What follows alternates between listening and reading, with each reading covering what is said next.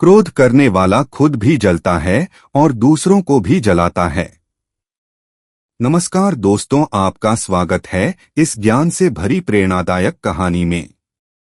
एक समय की बात है, किसी गांव में 4 वर्ष पहले बुद्ध अपने शिष्यों को उपदेश रहे थे। तभी एक व्यक्ति को बुद्ध की बातें अच्छी नहीं लगी। वह उठा और बुद्ध का अपमान कर दिया।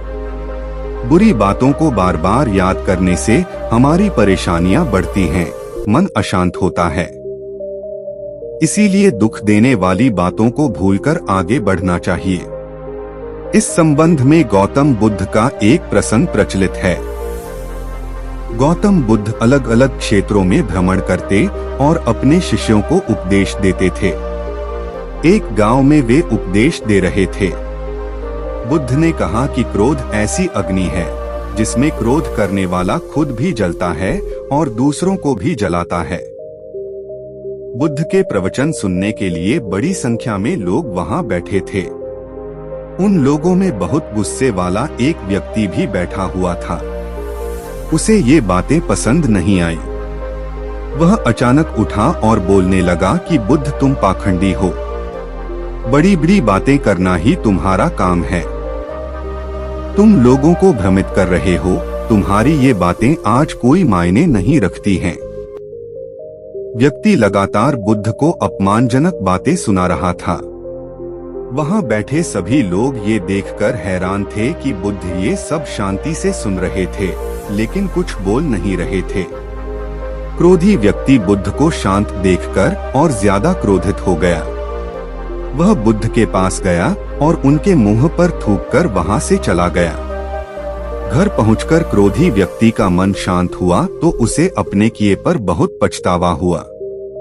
वह बुद्ध से क्षमा मांगने पहुंचा, लेकिन उस गांव से बुद्ध पड़ोस के गांव के लिए निकल चुके थे। वह व्यक्ति बुद्ध को खोजते हुए दूसरे गांव में पहुंच गया। वहां व्यक्ति को जैसे ही बुद्ध दिखाई दिए, वह उनके चरणों में गिर गया और क्षमा मांगने लगा। बुद्ध ने उस व्यक्ति से पूछा, तुम कौन हो और क्षमा क्यों मांग रहे हो? उस व्यक्ति ने कहा, क्या आप भूल गए? मैंने कल आपके साथ बुरा व्यवहार किया था, आपका अपमान किया था। बुद्ध ने कहा, बीता हुआ कल मैं वहीं छोड़ आया हूँ और तुम अभी भी वहीं रुके हुए हो। तुम्हें गलती पर पछतावा है, तुमने पश्चाताप कर लिया। अब तुम निष्पाप हो गए हो। बुरी बातें याद करते रहने से हमारा आज बर्बाद हो जाता है। इस आदत की वजह से भविष्य भी बिगड़ सकता है। गौतम बुद्ध। हिंदी कहानी क्रोध की अग्नि। नमस्कार दोस्तों, आपका स्वागत है इस ज्ञान से भरी प्रेरणादायक कहानी में। एक दिन गौतम बुद्ध अपने शिष्यों के साथ अपने आश्रम में एकदम शांत बैठे हुए थे। गौतम बुद्ध को इस तरह शांत बैठे हुए देखकर उनके शिष्य चिंतित हुए कि कहीं वह अस्वस्थ तो नहीं है। एक शिष्य ने उनसे पूछा, आज आप मौन क्यों बैठे हैं? क्या शिष्यों से कोई गलती हो गई है? तभी एक अन्य शिष्य पूछ बैठा, कहीं आप अस्वस्थ तो महसूस नहीं कर रहे हैं? गौतम बुद्ध मौन रहे, उन्होंने कोई जवाब नहीं दिया। इसी बीच थोड़ी दूरी पर खड़ा एक व्यक्ति जोर से चिल्लाया, आज मुझे सभा में बैठने की अनुमति क्यों नहीं दी गई? उसकी बात का कोई जवाब नहीं देते हुए गौतम बुद्ध आंखें बंद करके ध्यान मग्न हो गए। बुद्ध से कोई जवाब न आता देख वह व्यक्ति फिर से चिल्लाया, आखिरकार मुझे प्रवेश की अनुमति क्यों नहीं मिली? गुस्सा आने पर हम चिल्लाते क्यों हैं? एक उदार शिष्य ने उसका पक्ष लेते हुए गौतम बुद्ध से कहा कि उसे सभा में आने की अनुमति प्रदान करनी चाहिए। बुद्ध ने आंखें खोली और बोले, नहीं, वह अछूत है, उसे अनुमति नहीं दी जा सकती। गौतम बुद्ध की यह बात सुनकर शिष्यों को बड़ा आश्चर्य हुआ। बुद्ध अपने शिष्यों के मन का भाव समझ गए और बोले, हाँ, तुम लोगों ने सही सुना, वह अछूत है, इसलिए उसे सभा में बैठने की अनुमति नहीं दी जा सकती। गौतम बुद्ध के इस कथन पर कई शिष्य एक साथ बोले, पर आपने तो हमें सिखाया है कि जात पात का कोई भेद होता ही नहीं है, फिर वह अछूत कैसे हो गया? अपने शिष्यों के मनोभावों को समझकर बुद्ध ने समझाते हुए कहा, आज यह क्रोधित होकर आया है। क्रोध से जीवन की एकाग्रता भंग होती है। क्रोधी व्यक्ति अक्सर मानसिक हिंसा कर बैठता है। इसलिए कोई भी व्यक्ति जब तक क्रोध में रहता है तब तक वह अछूत होता है। उससे हमें दूरी बनाकर रखनी चाहिए। इसलिए जब तक यह क्रोध में है तब तक इसे एकांत में ही खड़े रहना चाहिए। क्रोधित शिष्य बुद्ध की बातें सुनकर आत्मग्लानि से भर गया। पश्चाताप की अग्नि में तपकर वह समझ चुका था कि अहिंसा ही महान कर्तव्य व परम धर्म है। वह बुद्ध के चरणों में गिर पड़ा और आगे से दोबारा कभी क्रोध न करने की शपथ ली। गौतम बुद्ध का क्रोध और गुस्से की कहानी। नमस्कार दोस्तों, आपका स्वागत है इस ज्ञान से भरी प्रेरणादायक कहानी में। दोस्तों, गौतम बुद्ध ने तो कभी अपने जीवन में क्रोध किया ही नहीं, परंतु क्या आप क्रोध करते हैं? क्या आपके आसपास के लोग, आपके परिवार का कोई भी सदस्य, आपका भाई, आपकी माँ, आपके पिता, बेटा, बेटी क्रोध करते हैं? अगर गुस्सा करते हैं तो इस कहानी के माध्यम से आपको इसका समाधान जरूर मिल जाएगा और क्रोध करना आप छोड़ देंगे। एक बार की बात है, महात्मा गौतम बुद्ध एक गांव में उपदेश दे रहे थे। उस उपदेश में गौतम बुद्ध बता रहे थे कि क्रोध एक अग्नि है, क्रोध एक ज्वाला है, क्रोध विष है, क्रोध जहर है। क्रोध एक ऐसी अवस्था है जिस अवस्था में आप अपना आप को खो बैठते हैं। क्रोध करते वक्त क्रोधित व्यक्ति सामने वाले का नुकसान करना चाहता है। लेकिन दोस्तों, यह कैसे संभव हो सकता है कि क्रोध आप करें और उस क्रोध के वजह से किसी दूसरे का नुकसान हो? यह तो कदापि नहीं हो सकता। हाँ, यह जरूर होगा कि उस क्रोध के वजह से आप जरूर परेशान होंगे। आपकी मानसिक स्थिति जरूर बिगड़ेगी। आपकी शारीरिक अवस्था जरूर खराब हो सकती है। गुस्से में आप कुछ ऐसा बोल या कर जाएंगे जिसके वजह से आपकी इज्जत भी खराब हो जाएगी। क्रोध मानो इस तरह है कि आप खुद जहर पीना चाहते हैं और उस जहर का असर किसी दूसरे के शरीर में देखना चाहते हैं। लेकिन यह कैसे हो सकता है? जब आप क्रोध रूपी जहर को खुद ही पी रहे हैं तो उसका असर तो आपके ऊपर ही होगा ना। जब महात्मा गौतम बुद्ध जी यह उपदेश दे रहे थे, उस दौरान उपदेश देते वक्त गांव के लोगों की एकत्र हुई भीड़ में एक क्रोधी व्यक्ति बैठा हुआ था। वह क्रोधी व्यक्ति इस बात को सुनकर गुस्सा और भी क्रोधित हो रहा था, क्योंकि कहीं न कहीं वह अपने आप की बेइज्जती महसूस कर रहा था कि वह मेरा बेइज्जती कर रहे हैं। महात्मा गौतम बुद्ध जी की क्रोध की इस उपदेश को सुनते सुनते क्रोधित व्यक्ति इतना ज्यादा गुस्सा हो गया कि वह उस भीड़ से उठा और महात्मा गौतम बुद्ध जी के मुंह पर जाकर थूक दिया। गांव के लोग और शिष्यगण इस हरकत से भड़क उठे। उनका क्रोध इतना ज्यादा था कि वे लोग उस क्रोधित व्यक्ति को मारने पर उतर आए। लेकिन महात्मा गौतम बुद्ध जी ने लोगों को शांत कराया। उन्होंने बड़े ही शांत स्वर में उस क्रोधित व्यक्ति से पूछा, भाई, क्या तुम और भी कुछ कहना और करना चाहते हो मेरे साथ? वह क्रोधित व्यक्ति बिना कुछ बोले वहां से चला गया। गांव के सारे लोग और शिष्यों ने पूछा कि हे भगवान, वह बुद्धिहीन आपके मुंह पर थूक कर चला गया और आप क्रोधित नहीं हुए, आपको गुस्सा नहीं आया? भला यह कैसे हो सकता है? महात्मा गौतम बुद्ध जी ने कहा, क्रोध अग्नि और ज्वालामुखी की तरह होता है। इसके चपेट में आने से केवल अनर्थ ही होगा। उसने अनर्थ अर्थात गलत कार्य किया। अगर उसी की तरह मैं भी क्रोधित हो जाऊं तो मैं भी अनर्थ अर्थात गलत कार्य कर देता। वह व्यक्ति हो सकता है किसी परेशानी में रहा हो, किसी बात को लेकर परेशान रहा हो, जिसके वजह से वह यह गलत कार्य कर किया हो। गांव के सारे लोग महात्मा गौतम बुद्ध जी के बात को भली भांति समझ गए और अपने गुस्सा को शांत कर लिए। फिर अगले दिन महात्मा गौतम बुद्ध जी दूसरे गांव में अपने उपदेश दे रहे थे। उसी दौरान वह गुस्सैल व्यक्ति महात्मा गौतम बुद्ध जी के चरणों में गिरकर रोने लगा और कहा कि महात्मा, अभी मेरा गुस्सा शांत हो गया है। मैंने कल जो अनर्थ कार्य किया था उसके वजह से मैं बहुत पछता रहा हूँ। मेरे जीवन में पहली बार सा हुआ है कि मैं किसी पर गुस्साया और वह व्यक्ति कुछ नहीं बोला तथा नाराज भी नहीं हुआ, जबकि जो हरकत मैंने किया उस हरकत पर तो कोई भी मुझे मारने के लिए दौड़ता। कल रात से मुझे नींद नहीं आई है। सुबह से मैं आपको खोज रहा हूँ। खोजते खोजते आपके चरणों में आकर गिर पड़ा हूँ। मुझे माफ कर दीजिए। महात्मा गौतम बुद्ध जी ने कहा, कोई बात नहीं, मैं उस बात को कब का भूल चुका हूँ। मैं तो उस वक्त भी उस बात को गौर नहीं किया था जब तुमने मेरे मुंह पर थूका था। फिर उस व्यक्ति ने कहा कि आप महान हैं। इतना सारा हो जाने के बावजूद भी आप मुझसे नम्र स्वभाव से बात कर रहे हैं। मेरा दोष देने के बजाय मेरे दोष का बचाव कर रहे हैं। इस नासमझी क्रोध के वजह से हुए पाप के लिए मैं क्षमा चाहता हूँ। गौतम बुद्ध जी ने कहा, तुम्हारा पश्चाताप तुम्हें तुम्हारे क्रोध के अग्नि से मुक्ति दिला दिया है। जाओ सुखी रहो। इस कहानी से हमने क्या सीखा? दोस्तों, क्रोध करके हम अपने दिमाग को खराब करते हैं। क्रोध करके हम अपने जबान से कुछ भी उल्टा सीधा बोल देते हैं। क्रोध करके हम बेवजह किसी से झगड़ा कर लेते हैं।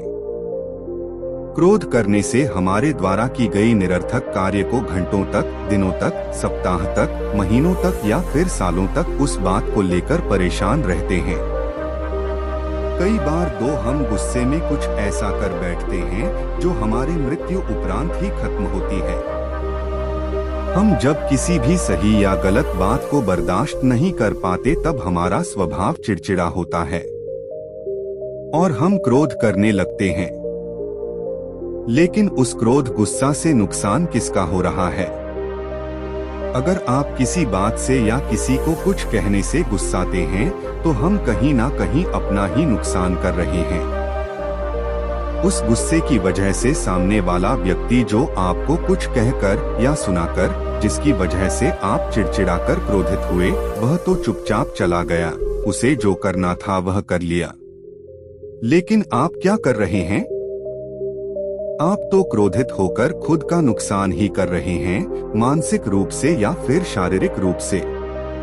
जिस बात पर आप क्रोधित हो रहे हैं उस बात को आप एक बार ठंडे दिमाग से सोचने और समझने की कोशिश करिए। सच में कह रहा हूँ, आप क्रोधित होना छोड़ देंगे, क्योंकि आपको समझ में आ जाएगा कि इसकी वजह से केवल और केवल खुद का ही नुकसान होगा और किसी का नहीं। जब तक सफल न हो जाएं, तब तक किसी भी प्रलोभन में फंसकर रुकना नहीं चाहिए। नमस्कार दोस्तों, आपका स्वागत है इस ज्ञान से भरी प्रेरणादायक कहानी में। एक समय की बात है, किसी गांव में एक राजा राज्य करता था। वह अपनी प्रजा से बहुत खुश था। राजा प्रजा में से किसी को अपना उत्तराधिकारी बनाना चाहता था। राजा ने घोषणा करवा दी कि अगले दिन जो भी व्यक्ति मुझसे मिलने राजमहल आएगा वही राजा बनेगा। वही व्यक्ति अपने लक्ष्य तक पहुंच सकता है जो किसी प्रलोभन में फंसकर रुकता नहीं है। इस संबंध में एक लोक कथा प्रचलित है। कथा के अनुसार पुराने समय में एक राजा की कोई संतान नहीं थी। वह बूढ़ा हो गया तो इस बात की चिंता होने लगी कि मेरे बाद इस राज्य को कौन संभालेगा। राजा ने अपने गुरु से पूछा, इस समस्या का हल पूछा। गुरु ने कहा कि राजन, अपनी प्रजा में से किसी योग्य व्यक्ति को उत्तराधिकारी बना देना चाहिए। ये बात राजा को समझ आ गई। उसने अपने मंत्री से कहा कि प्रजा के बीच ये घोषणा करवा दें कि कल जो भी व्यक्ति सूर्यास्त से पहले मुझसे मिलने राजमहल तक आ जाएगा उसे इस राज्य का उत्तराधिकारी घोषित किया जाएगा।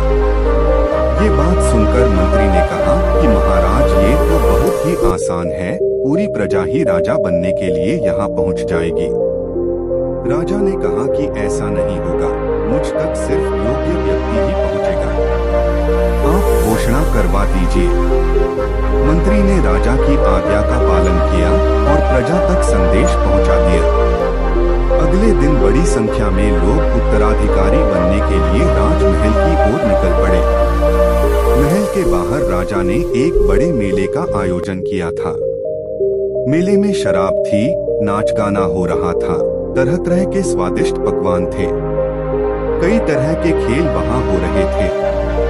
पूरी प्रजा उस मेले में ही उलझ गई। अपनी अपनी पसंद के हिसाब से लोग मजा लेने लगे। सभी ये बात भूल गए कि उन्हें राजा से मिलने जाना है। तभी वहां एक युवक ऐसा आया जो इन प्रलोभनों में नहीं फंसा। उसे सिर्फ अपने लक्ष्य तक पहुंचना था। वह सीधे राजमहल की ओर चल दिया। मुख्य द्वार पर 2 पहरेदार खड़े थे। उन्होंने युवक को रोका, लेकिन वह किसी तरह उनसे बचकर राजमहल में प्रवेश कर गया। अंदर पहुंचते ही उसे राजा, मंत्री और उनके मिल गए। राजा ने उस युवक को राज्य का उत्तराधिकारी नियुक्त कर दिया। कहानी से सीख। इस प्रेरक कहानी की सीख यह है कि हम अपने लक्ष्य तक पहुंचने के लिए रास्ते में रुकना नहीं चाहिए। सफलता मिलने तक हमें आगे बढ़ते रहना चाहिए। पंचतंत्र की कहानियां, हिंदी कहानी ख्याली फुला। नमस्कार दोस्तों, आपका स्वागत है इस ज्ञान से भरी प्रेरणादायक कहानी में। एक गांव में एक पंडित रहता था। वह घर घर जाकर भिक्षा मांगा करता था। भिक्षा में अक्सर लोग उसे आटा दे दिया करते थे। भिक्षा में मिले आटे को वह अपने पास एक बड़े से मटके में इकट्ठा करता रहता था। धीरे धीरे यह मटका आटे से भर गया। अब वह जब भी सुबह उठता और इस मटके को देखता तो एक ही बात सोचता कि अगर कभी मेरे गांव में अकाल पड़ जाए तो मैं इस आटे को बेचकर अच्छा खासा धन कमा सकता हूँ। एक दिन वह पंडित कल्पना करने लगा कि अकाल के समय इस आटे को बेचकर जो मुझे धन प्राप्त होगा उससे मैं 2 बकरियां खरीद लूंगा। कुछ दिन बाद इन बकरियों के बच्चे हो जाएंगे। फिर मैं इन बकरियों और उनके बच्चों को बेचकर उससे एक गाय खरीद लूंगा। जब गाय के बच्चे होंगे तो मैं इन्हें बेचकर एक भैंस ले आऊंगा। जब भैंस के बच्चे होंगे तो उन्हें बेचकर मैं एक घोड़ी खरीद लूंगा। फिर इस घोड़ी के भी बच्चे हो जाएंगे। जब मेरे पास बहुत सारे घोड़े और घोड़ियां हो जाएंगे तो मैं इनमें से कुछ को बेचकर बहुत सारा रुपया पैसा कमा लूंगा और फिर उन पैसों से एक बड़ा सा मकान बनवा लूंगा। बड़े से मकान को देखकर कोई भी अपनी बेटी से मेरी शादी करवा देगा। मेरी शादी होने के बाद मेरा एक बेटा होगा। वह लड़का धीरे धीरे बड़ा होगा और फिर खूब शरारतें करेगा। एक दिन वह घुटनों के बल घर में इधर उधर खेल रहा होगा। वह मेरे पास से घोड़ों की तरफ जा रहा होगा तो मैं अपनी पत्नी से कहूंगा, पकड़ो अपने लड़के को, नहीं तो यह घोड़ों के पास चला जाएगा। लेकिन पत्नी तो उस समय खाना बना रही होगी। वह बेचारी उसको कैसे पकड़ पाएगी? वह मुझसे कहेगी, तुम ही संभालो लड़के को, मैं तो खाना बना रही हूँ। तब तक बालक घोड़ों के बहुत नजदीक पहुँच चुका होगा। ऐसे में मैं तुरंत अपनी चारपाई से उठूंगा और अपने बच्चे की तरफ दौड़ लगा दूंगा। उसे बचाने के लिए मैं घोड़ों को जोर से टांग मारूंगा। बस फिर क्या था, पंडित जी ने जोर से अपनी टांग उस आटे से भरे मटके पर दे मारी। तुरंत उनकी आंख खुली और उन्होंने देखा कि आटे से भरा हुआ मटका पूरी तरह से टूट चुका है और सारा आटा जमीन पर गिर गया है और उनकी कल्पना का सारा संसार हवा में उड़ गया इस मटके के साथ में। कल्पना का सारा संसार ही हवा में उड़ गया। इसीलिए तो बड़े बुजुर्ग कह गए हैं कि न तो भूतकाल में हो गई बातों की चिंता में अपना समय बर्बाद करो और न ही भविष्य के लिए अतरंगी बातों को सोचकर अपना समय बर्बाद करो। क्योंकि लोभ में फंसकर आपने में भी यदि ख्याली पुलाव बनाए तो आपका हाल भी पंडित जी जैसा हो जाएगा। समस्याएं दूर करने के लिए आगे बढ़ते रहना चाहिए। रुकने से लक्ष्य तक नहीं पहुंच सकते। नमस्कार दोस्तों, आपका स्वागत है इस ज्ञान से भरी प्रेरणादायक कहानी में। एक समय की बात है, किसी गांव में एक परेशान व्यक्ति ने संत से कहा कि मेरे जीवन की बाधाएं खत्म ही नहीं हो रही हैं। संत उसे एक नदी किनारे ले गए और किनारे पर खड़े होकर कहा कि जब ये नदी सूखेगी तब हम आगे बढ़ेंगे। किसी भी बाधा को दूर करने के लिए हमें आगे बढ़ते रहना जरूरी है। अगर रुक जाएंगे तो कभी भी लक्ष्य तक नहीं पहुंच सकते हैं। इस संबंध में एक लोक कथा प्रचलित है। कथा के अनुसार एक व्यक्ति के जीवन में समस्याएं बहुत अधिक थीं। बचपन से ही उसे परेशानियों का सामना करना पड़ रहा था। पिता का देहांत हो चुका था और बचपन में ही माता, भाई बहनों के पालन पोषण की जिम्मेदारी उसके ऊपर आ गई थी। बड़े होने पर व्यक्ति का विवाह हुआ, लेकिन शादी के बाद उसकी समस्याएं और अधिक बढ़ गईं। उसके जीवन में एक परेशानी खत्म होती तो दूसरी आ जाती थी। एक दिन वह प्रसिद्ध संत के पास गया। व्यक्ति ने संत से कहा कि मुझे अपना शिष्य बना ले। मैं परेशान हो गया हूँ, बहुत दुखी हूँ। संत ने कहा कि ठीक है, तुम मेरे शिष्य बन जाओ। मुझे बताओ क्या परेशानी है। शिष्य ने कहा कि गुरुजी, एक समस्या खत्म नहीं होती और दूसरी सामने आ जाती है। इस कारण मैं बहुत दुखी रहता हूँ। किसी भी काम में सफलता नहीं मिल पाती है। गुरु ने कहा कि ठीक है, मैं तुम्हारी समस्याओं का हल बता दूंगा। अभी तुम मेरे साथ चलो। गुरु नए शिष्य को लेकर नदी किनारे गए। किनारे पर पहुंचकर गुरु ने कहा कि हमें ये नदी पार करनी है। ये बोलकर वहीं खड़े हो गए। शिष्य भी गुरु के साथ खड़ा हो गया।